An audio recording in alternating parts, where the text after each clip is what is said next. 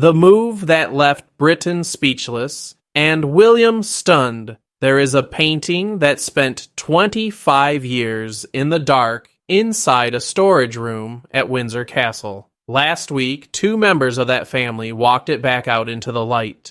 Princess Anne helped William accomplish something that had been building for a quarter of a century. The fallout inside those walls was so immediate and so complete that Camilla was left standing in a corridor with no idea what to do next, running straight to Charles and demanding he fix it, only to find out she had no power to stop any of it. But the portrait is not actually the part that broke her. William built the plan. Every legal step, every institutional box ticked, all of it constructed so that nobody could ever undo it. And then Anne did one thing at the end that was not in that plan at all. Nothing William had scheduled, nothing anyone had prepared for. It landed on Camilla harder than the painting ever could, and when it got out, it stunned the country. From what I understand, it stunned William too. We are going to get there. Stay with me. Before we go any further, make sure you are subscribed so you do not miss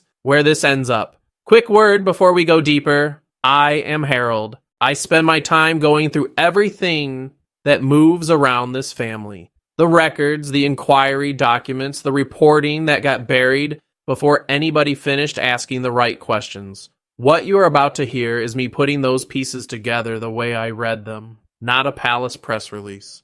Stay to the end, because the last 30 seconds of this story are 5 words long, and they were spoken in a room with 2 women in it.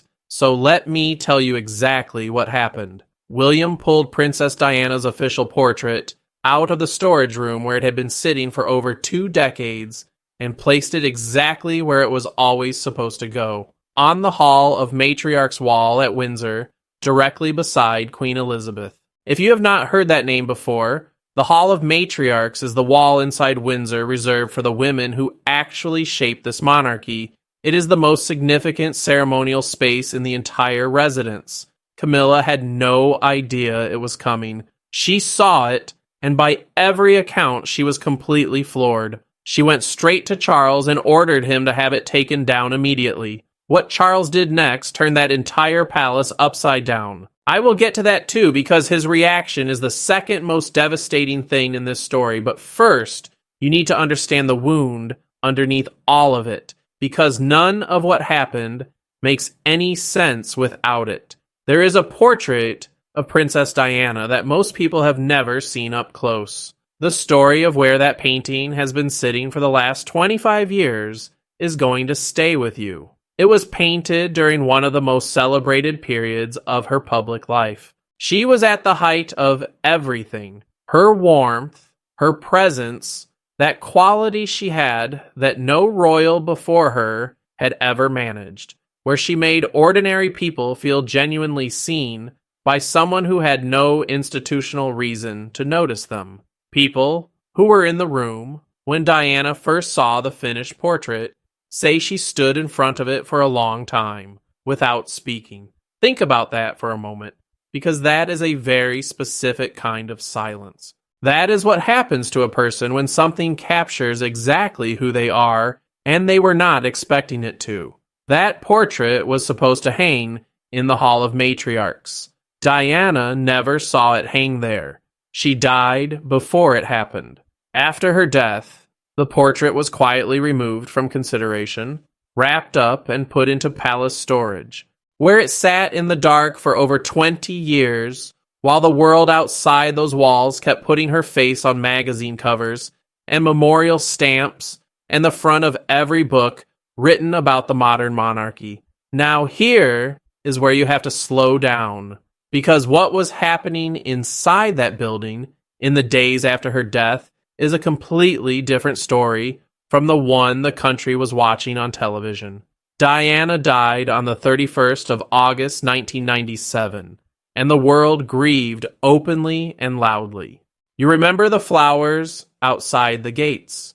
You remember the crowd standing in the rain because they did not know where else to go. On the other side of those gates, it was quieter and honestly a great deal uglier. within hours of her death being confirmed.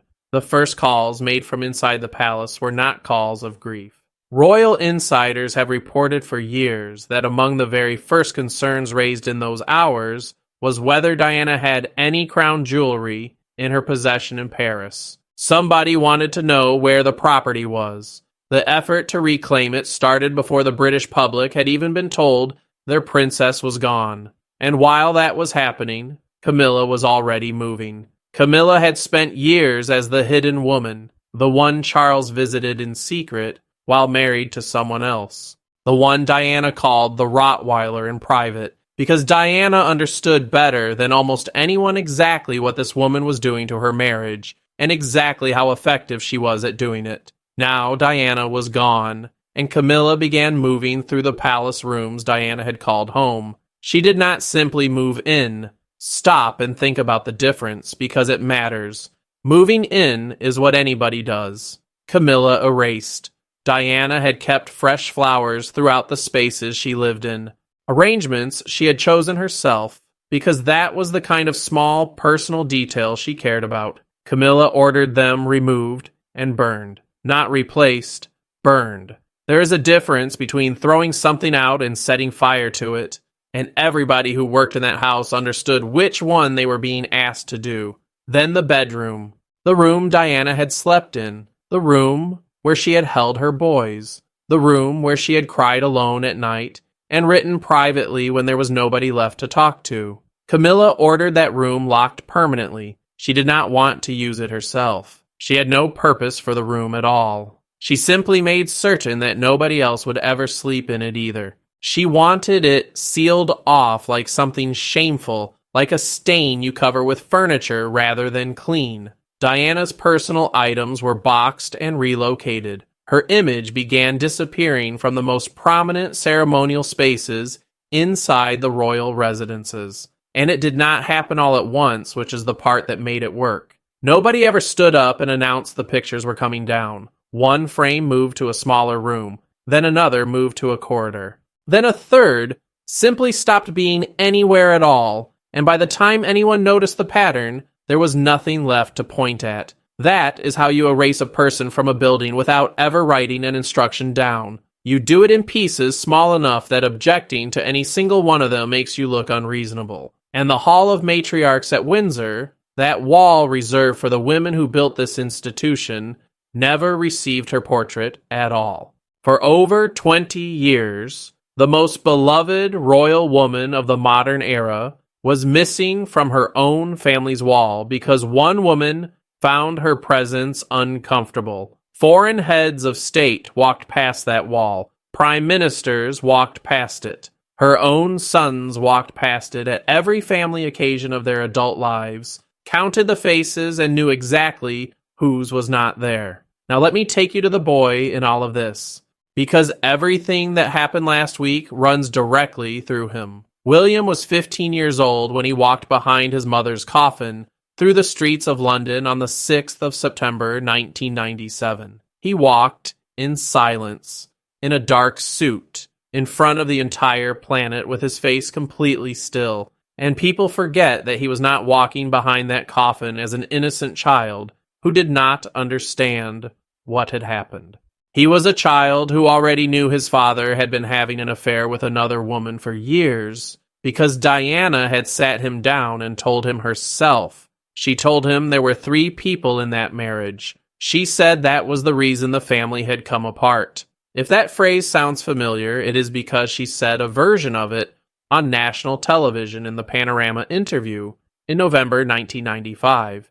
And the whole country heard it at the same time her sons did. His younger brother found out differently, and honestly, this is one of the saddest details in the entire story. Harry was sitting watching a television debate about the monarchy with his mother. Camilla's name appeared on the screen, and he turned to Diana and asked her who that was. Diana had to explain it to her youngest son right there, live, in the middle of a program, with no preparation and no gentle way to do it.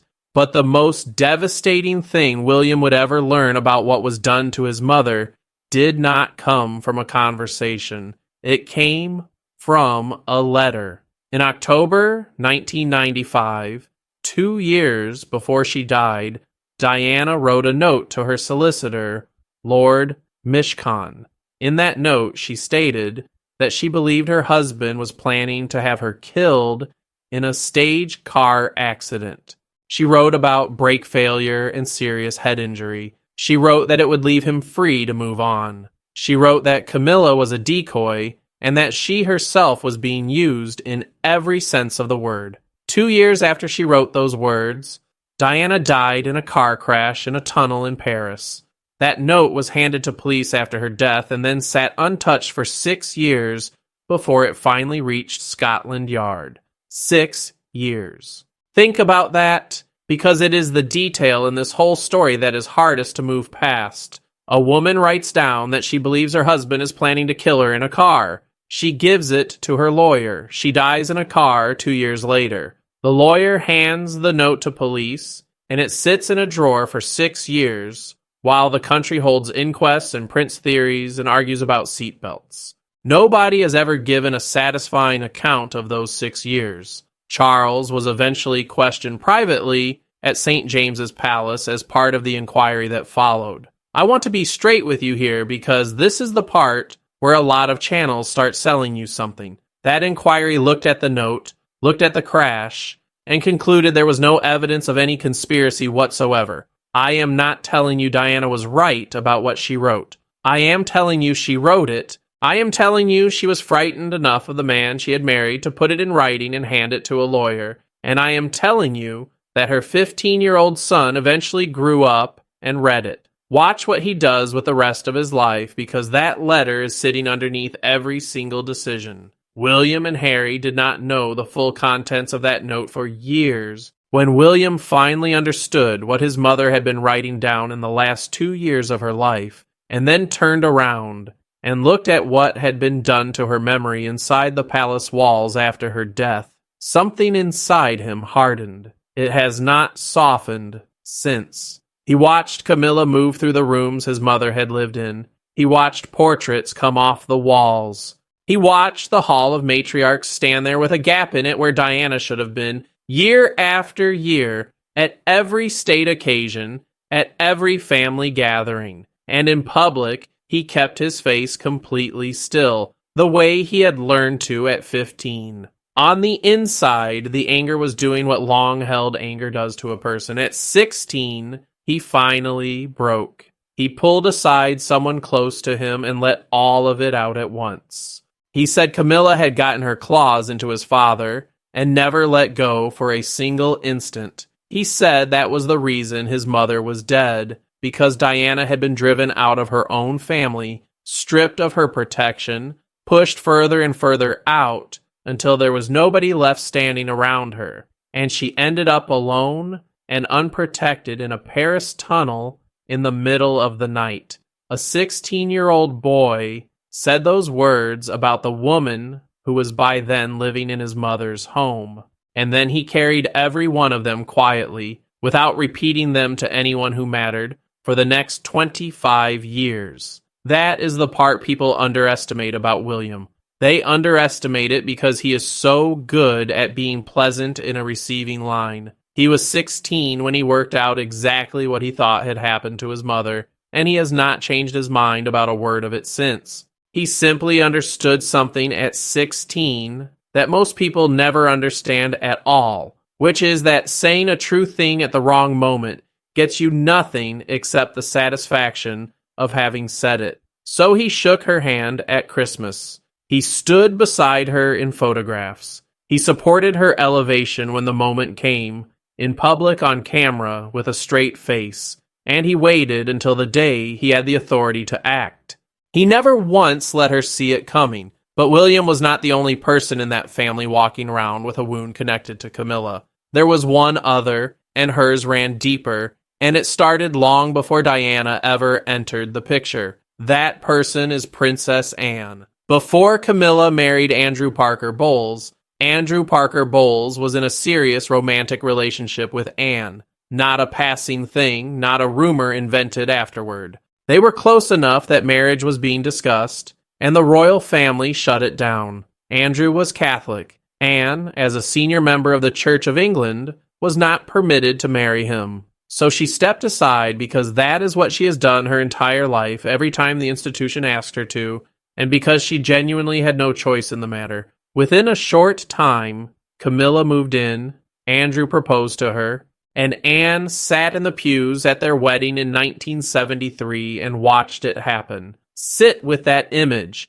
because it is the foundation of everything that came after it.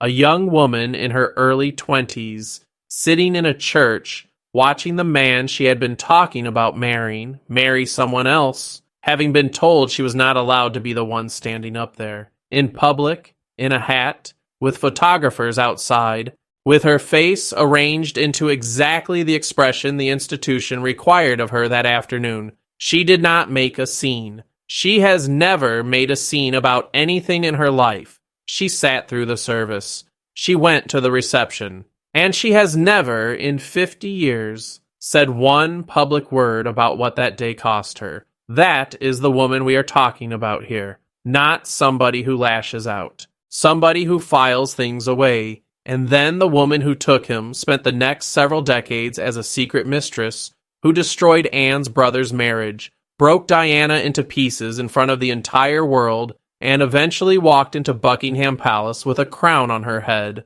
Royal biographers have written for years that Camilla was deeply intimidated by Anne, that Anne's coldness toward her was unsettling to be around, and that whatever sat between those two women from 1973 was never resolved and was never going to be. And it is worth being precise about what that looks like in practice, because it is not shouting, and it is not a feud anyone could photograph. It is a woman who says good morning, and then says nothing else for the rest of the day, being seated correctly at every dinner for 50 years, and never once spoken to like family at any of them. The specific coldness of somebody who is never rude enough to give you anything you could complain about. After the coronation in May 2023, Anne reportedly confronted Camilla at a private luncheon, looked her directly in the eye, and told her something that has been repeated around that household ever since, that she is not the queen, she is the king's wife. Anne has allegedly never bowed to her, not once.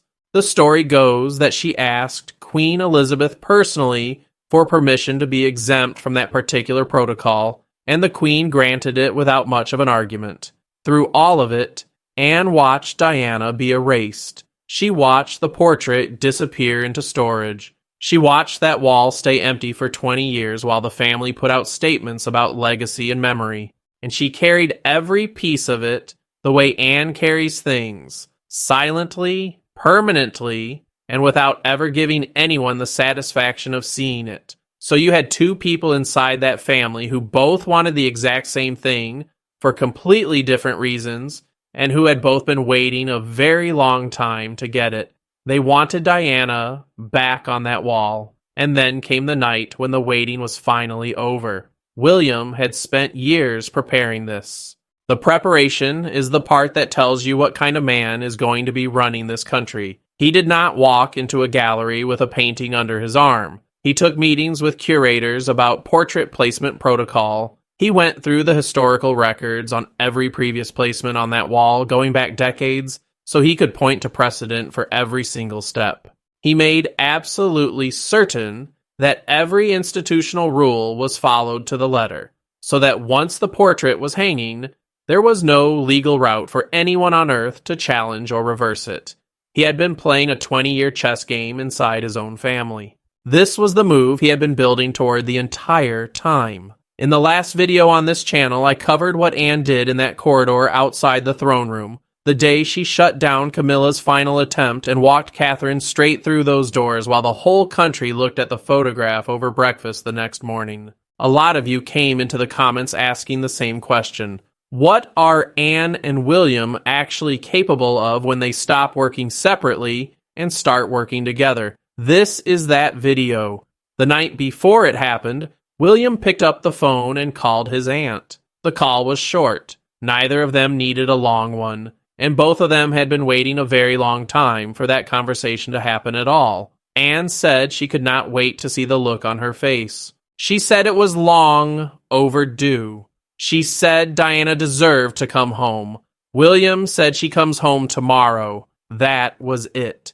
The call ended. Two people in two different buildings, both of whom had spent decades keeping their faces completely still in public rooms, agreeing in about 30 seconds to do the one thing nobody in that household had ever dared to do. Camilla had no idea any of it had happened. She had spent 25 years believing she had won. And honestly, why would she not? She had the ring. She had the title. She had the crown at Westminster. The walls of that palace were arranged exactly the way she wanted them. Every trace of the other woman was in a box somewhere or behind a locked door. She was about to find out how wrong she was. Let me take you into the night Diana came home, because the planning around it is worth looking at closely. William's team had scheduled Camilla for an engagement outside London that day. That was not a coincidence or luck. Somebody sat down with a diary and put her on a train out of the city specifically to get her out of the building and keep her out of it until the whole thing was finished and completely irreversible. While she was gone, the Hall of Matriarchs at Windsor was closed. Not to everyone, but to almost everyone. A small number of trusted staff were allowed in, people who had been personally vetted, people who understood what they were about to be part of and could be relied on not to pick up a phone about it. Nothing appeared on the official royal diary. No press release was prepared. There was no plan to tell anyone at all. This was happening in total silence, which is how you know it was never about making a statement. It was about getting it done. In the early evening, the portrait of Princess Diana was carried into the Hall of Matriarchs. It had been sitting in protective wrapping in a storage room for over 20 years, and the people who have described that evening keep coming back to the same detail, the way the staff handled it as they brought it through. They moved slowly. They moved with it the way you move with something that has already been hurt once and does not deserve to be hurt again. Princess Anne was there, not sending word, not receiving a report afterward. She was standing in that room in person because she had insisted on overseeing the placement herself, and she was not going to let anyone else do it for her. Here is the thing about that, and I want you to hold on to it. Nothing in William's plan required her to be there. The curators had it. The protocol was cleared. The precedent had been checked and rechecked for months. She could have stayed exactly where she was and read about it in the morning like everyone else. She came anyway. She had waited 50 years, and she was going to see it with her own eyes. The protective wrapping came off slowly, and for the first time in more than 2 decades, Diana's portrait was fully visible inside the walls of Windsor Castle, in the room where it had always been meant to be. I've thought about that moment a great deal because of who was standing in the room to see it. Anne knew that face when it was young. She was in the family before Diana arrived. She was there through the wedding, through the marriage, through the collapse, through the funeral. She watched the whole arc of it from about 4 feet away. So when that wrapping came off, Anne was not looking at a national icon or a magazine cover. She was looking at a woman she had watched get destroyed by the same institution she has given her entire life to. The frame was prepared. The placement was measured and confirmed and measured again, because on a wall like that, an inch matters. And everyone in the room knew it. Within 90 minutes of that portrait arriving in the gallery, Diana's face was on the wall. She was placed directly beside the late Queen Elizabeth.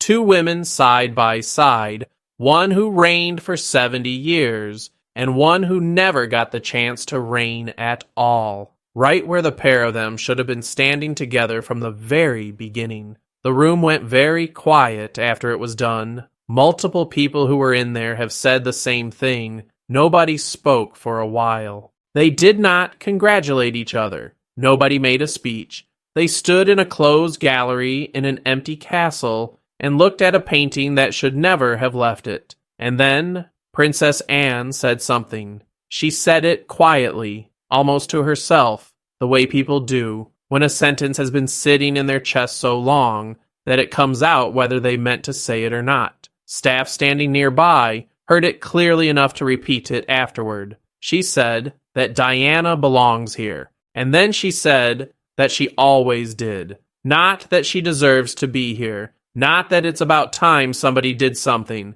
Belongs, in the present tense, as though the last 25 years had been an administrative error that somebody had finally gotten around to correcting. That is it. No speech, no statement, no line prepared for a press office. Just the truth said out loud in a room that had been carefully silent about it for 25 years, by a woman who had spent her entire life not saying things. And I want you to understand the size of what was actually being corrected in that room. Diana was the most beloved royal of her entire generation. She filled stadiums. She lined streets. She made the whole world weep at her funeral in a way that had never happened before and has not happened since.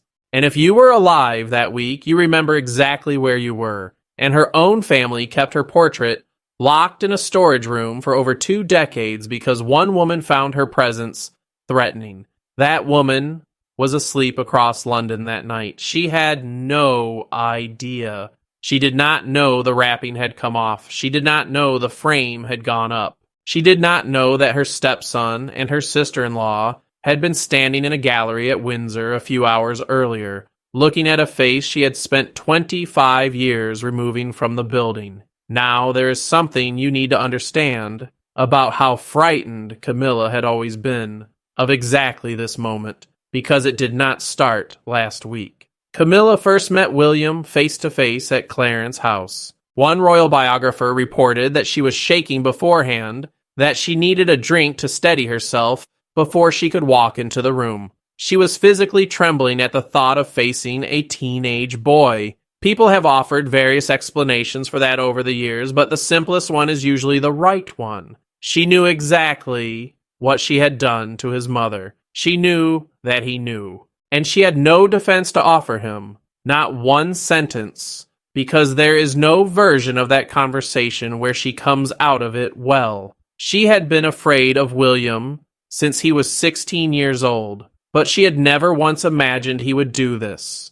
That the boy who walked silently behind his mother's coffin would spend the next 25 years quietly, methodically, patiently building toward a single evening where he would put his mother back on the wall she was always owed, and do it so carefully that not one person could take her down again. That evening, Camilla came back from her engagement outside London. She went to sleep in the palace she had spent 25 years reshaping and scrubbing clean of another woman's presence. A few miles away in the Hall of Matriarchs, Diana looked out from the wall beside the Queen. The next morning, Camilla was going to wake up and walk straight into the worst day she had experienced in decades. She just did not know it yet. Camilla came back to Windsor the following morning expecting a completely normal day. A schedule, a car, a set of engagements, the usual. She walked in. She heard the news. The reaction was immediate,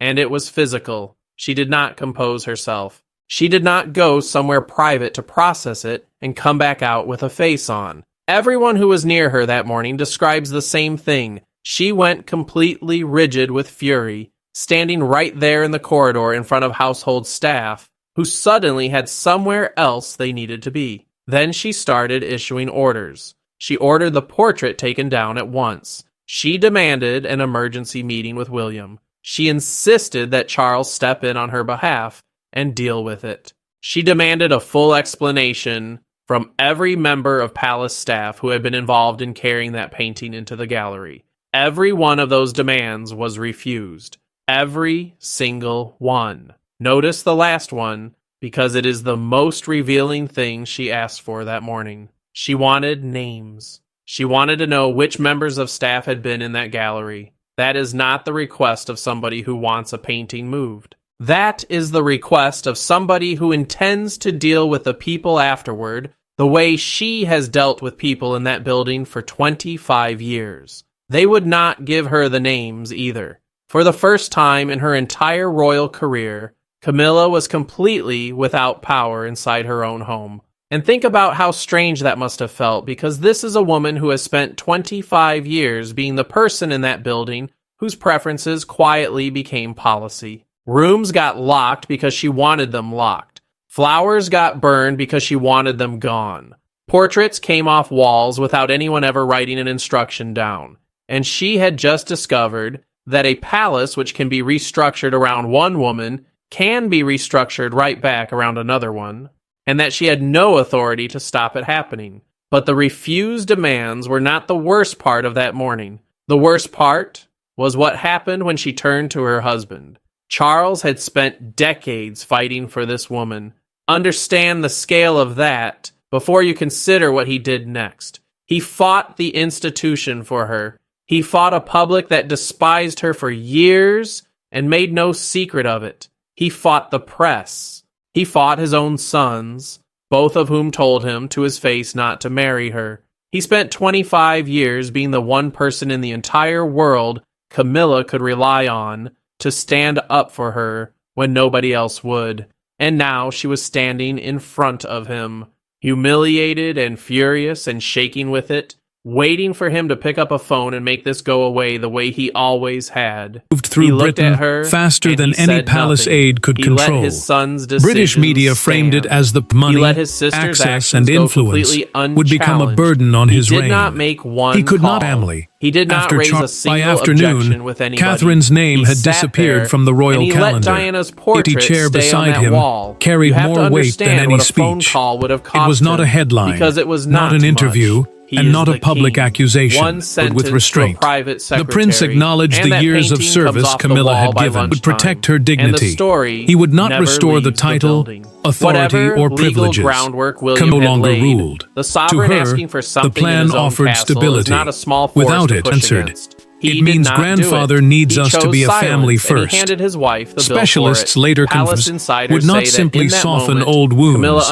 It would rewrite the meaning of duty. Charles had summoned them after the final evening engagement and ordered every future invitations were the early lists prepared for upcoming royal events, and leaving her name out, monarchy before the crown ever touched his head. That protection did not always mean stopping pain before it arrived. Sometimes it meant staying bills. An independent royal household, meaning a separate office with its own staff, authority, and she fought decades to hold, finally accepted that the crown could never belong to her family. Terry affiliation is an honorary link between a royal figure and a branch where her family's expectations had crossed a dangerous line. That forgotten ceremony had lasted in state papers. She closed his fingers around it and said, "You are not take place Meghan beside active royal representative," and promised that the future court would not publicly humiliate her. The crowd fell silent without instruction. No speech began it. No official organized it. Become lifelong privileges. Disciplined than Harry about hiding it. Charles knows all of this. He has always known it. The throne and when during the moment recovery, finally arrived, the arrangement would prevent the monarchy from being trapped between denial and Anne spoke first. She argued that Catherine's medical team must hold absolute the room, and the argument chain remained sharper than all the rest. What private moment had pushed the family from tension for him? His authority came through future household planning, the private system that decides. This is the part I have been holding since the start. And I want to tell you exactly why he held her gaze and answered, I tell you what she said. "I am speaking about what belongs to the crown, parted together, knowing the next reign would begin with clearer limits." Press release, stared at no him, diary entry, waiting for the defense he had offered so many times before. Scene that anyone could photograph or quote or turn at exactly into a story 9 about o'clock, a family fight. palace gates opened, praise for standing together during the first announcement. Commentators described the public had delivered its verdict. Now Charles, Anne, William, and Catherine back on the table. The prince told her that marriage to the king could not create a hereditary television feed beside his bed. The king saw the flowers. The handwritten whether trust inside their marriage had already collapsed. The prince knew this decision was not only about records. It was about whether the palace could survive to the sovereign, could create permanent benefits for an extended family. Charles turned toward one royal ceremony, one private.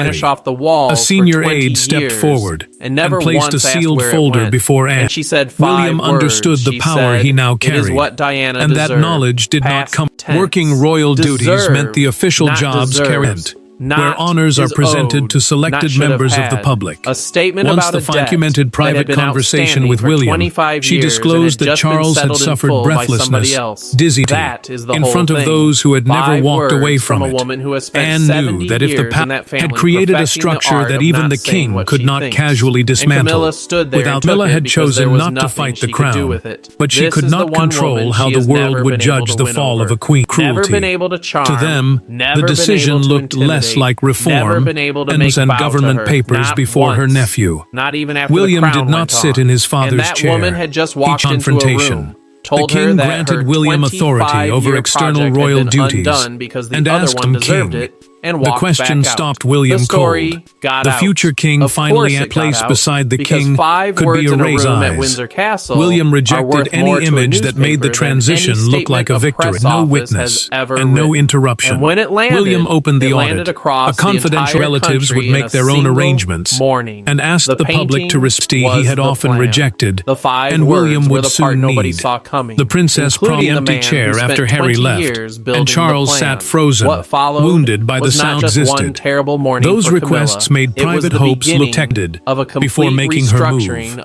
An investiture is a formal royal event. Explained that royal transport now required private authorization.